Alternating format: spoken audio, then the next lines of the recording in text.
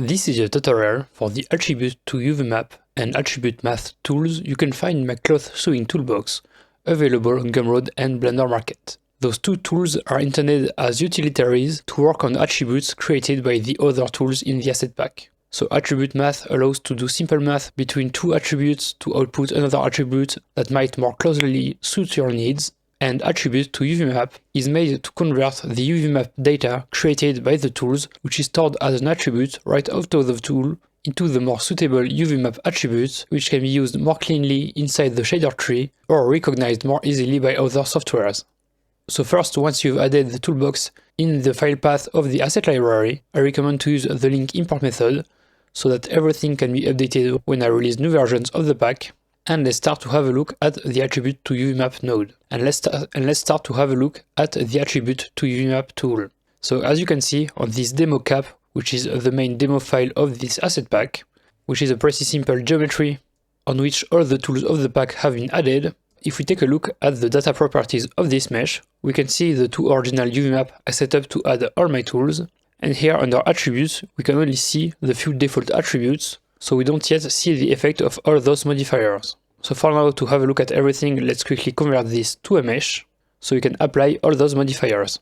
And as you can see now, we have a bunch of other attributes which have been created.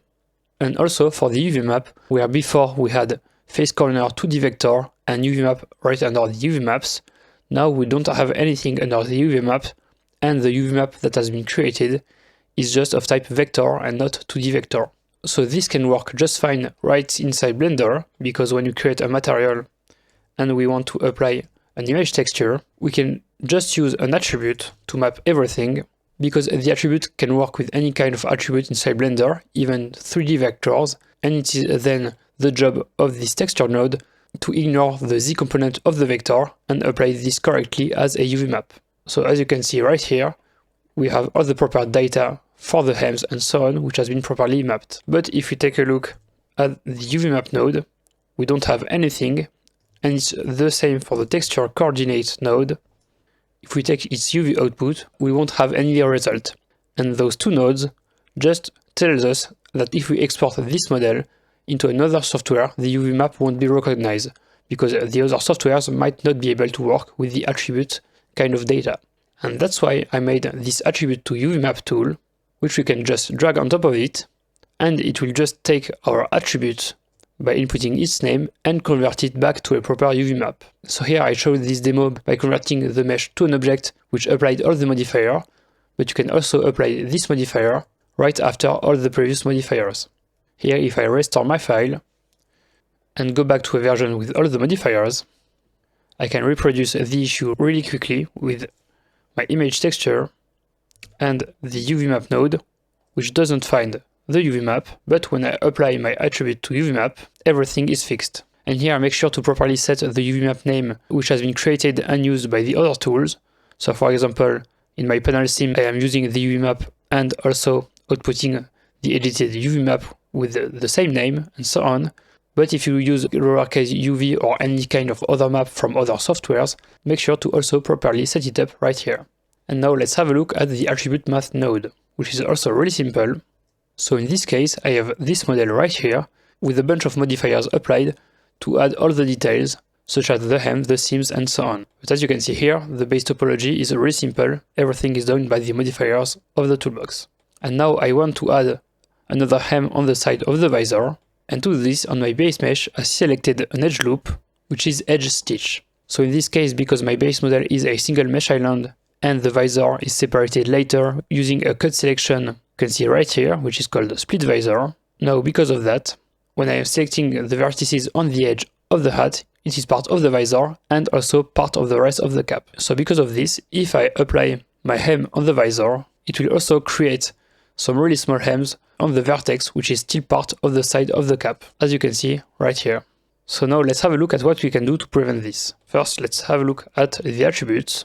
So the one I want to use is called edge stitch, and as you can see, it is incorrectly propagating on the side of the cap. But from the other modifiers and other selection I made, I also have an attribute which is called cap side. and this is in fact the attribute that has been created by the modifier in which I split the visor. So for this you can take a look at the video about the cut selection tool, which basically automatically creates attributes for the two sides of a cut. So as you can see, we also have the opposite side, but for now what is interesting is the cap side.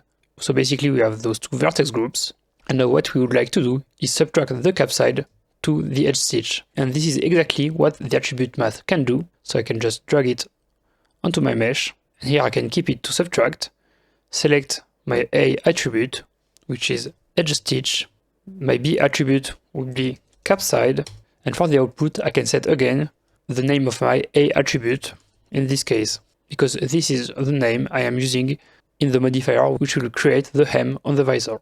And now if I enable back my hem modifier and put the attribute math right before it, it is correctly removing this unwanted selection.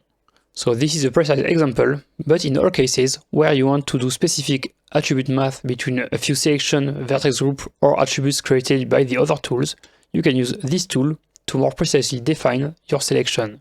So for now we have access to subtract, add maximum and minimum between the two attributes we input in the modifier, and you can also of course clamp the output so that the output attribute will still have values between 0 and 1. And that's basically it for this second tool for this video. If you still have any question about the tools of the asset pack, make sure to leave them in the comment so that I will be able to improve the tool or the documentation in the future.